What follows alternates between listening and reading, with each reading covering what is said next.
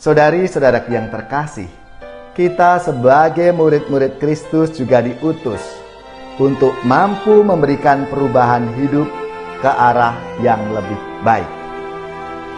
Iman yang kita miliki tidak hanya untuk kehidupan dan keselamatan diri kita sendiri, tetapi juga untuk orang lain. Saudari-saudaraku yang terkasih, berjumpa kembali bersama saya, Inspirasiku di Antara. Renungan Harian Rabu 6 September, Pekan Biasa ke-22.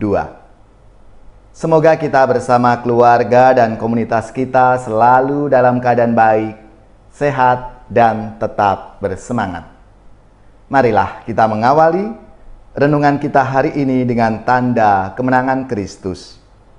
Dalam nama Bapa dan Putra dan Roh Kudus. Amin.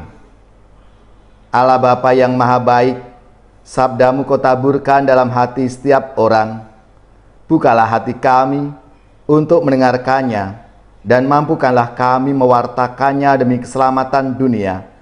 Dengan pengantaraan Yesus Kristus Putra-Mu Tuhan kami, yang bersama dengan Dikau dalam persatuan Roh Kudus, hidup dan berkuasa Allah sepanjang segala masa. Amin. Dalam nama Bapa dan Putra dan Roh Kudus. Amin. Inspirasi kita hari ini dari Injil Suci menurut Lukas bab 4 ayat 38 sampai 44. Marilah kita siapkan kitab suci kita masing-masing. Kita akan membaca bersama-sama dan merenungkannya. Setelah meninggalkan rumah ibadah di Kapernaum, Yesus pergi ke rumah Simon. Adapun ibu mertua Simon sakit demam keras, dan mereka minta kepada Yesus supaya menolong dia. Maka Yesus berdiri di sisi wanita itu, lalu menghardik demamnya.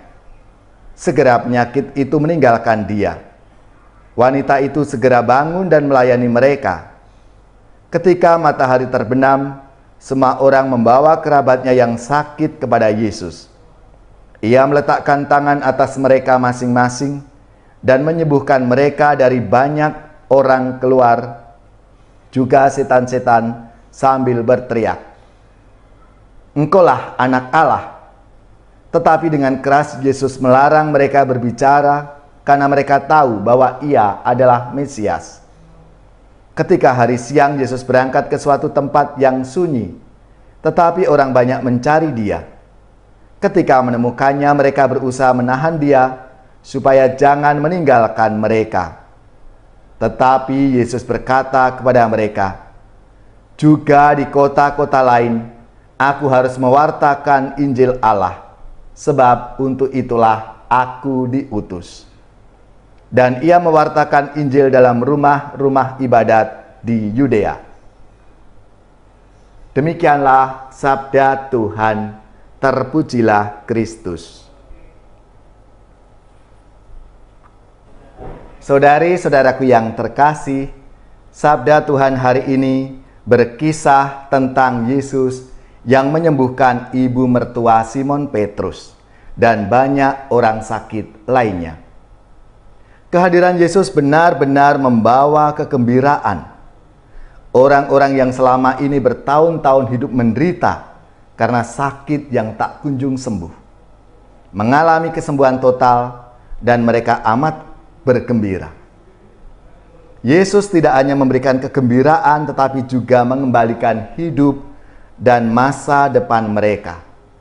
Dengan badan yang kembali sehat, mereka bisa bekerja dan melanjutkan hidup secara lebih baik. Orang-orang itu dengan senang hati menerima Yesus dan mereka juga percaya kepada Tuhan Yesus. Saudari-saudaraku yang terkasih, kita sebagai murid-murid Kristus juga diutus untuk mampu memberikan perubahan hidup ke arah yang lebih baik. Iman yang kita miliki tidak hanya untuk kehidupan dan keselamatan diri kita sendiri, tetapi juga untuk orang lain, untuk sesama kita. Dalam kehidupan sehari-hari kita diutus untuk membuat orang yang sedang sedih itu menjadi bergembira. Orang yang sedang bingung mendapatkan pegangan. Orang yang sedang galau menjadi lebih tenang. Orang yang sedang takut mempunyai keberanian. Yang sedang ada di jalan yang salah bisa kembali ke hidup yang benar. Dan masih banyak hal-hal baik lainnya yang harus kita wujudkan. Saudari-saudaraku yang terkasih, kita sebagai orang beriman siap hadir untuk menjadi berkat bagi orang lain, bagi sesama yang kita jumpai dalam kehidupan kita. Mari kita bersama-sama menjadi berkat dari Tuhan Yesus. Seperti yang telah diteladankan oleh Tuhan Yesus sendiri, mewartakan kabar sukacita, menyembuhkan orang yang sakit, memberikan kekuatan dan peneguhan bagi mereka yang putus asa.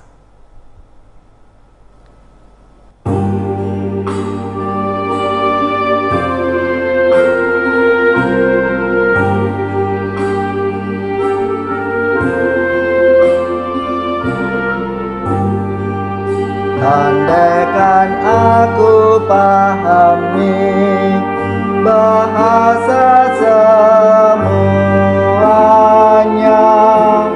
hanyalah bahasa cinta, kunci setiap hati. Ajarilah kami Tuhan bahasa cinta kasih. Andaikan aku lakukan yang luhur dan mulia, jika tanpa cinta kasih hampa dan tak berguna. Ajarilah kami Tuhan bahasa cinta kasih. Andaikan aku dermakan segala harta milik, hanya cintaku yang mampu membahagiakan orang. Ajarilah kami Tuhan bahasa cinta kasih. Cinta itu lemah lembut, sabar dan murah hati, tidak cari keuntungan, tidak megahkan diri. Ajarilah kami Tuhan bahasa cinta kasih. Saudari-saudaraku yang terkasih, marilah kita mengakhiri renungan kita hari ini dengan mohon berkat Tuhan, dan kita akan menerima tugas perutusan. Marilah kita siapkan hati kita untuk menerima berkat Tuhan. Semoga saudari-saudara sekalian, keluarga-keluarga, komunitas kita, orang-orang yang kita doakan, mereka yang sakit, seluruh tugas, belajar, pekerjaan, usaha serta karya pelayanan kita dibimbing, dilindungi dan diberkati oleh Allah yang Maha Kuasa, Bapa dan Putra dan Roh Kudus. Amin.